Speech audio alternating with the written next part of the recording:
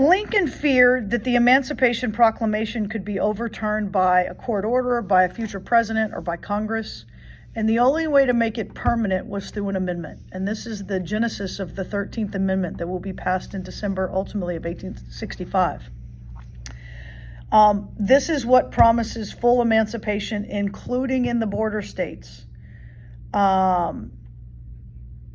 It will pass the Senate in April of 1864, but not the House. And this is where Lincoln goes to work as a politician and uses every tool in his presidential powers and arsenal to get this passed.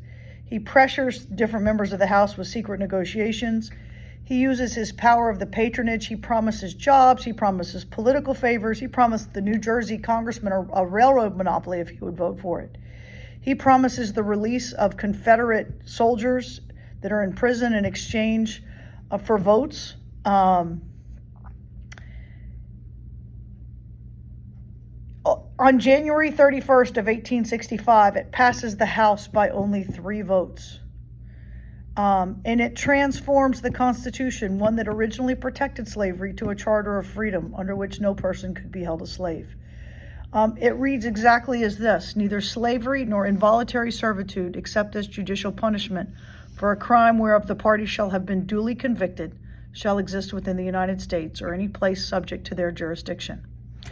Radical Republican Thaddeus Stevens, who you'll get to know on movie night, said, "The greatest measure of the 19th century was passed by corruption, aided and abetted by the purest man in America."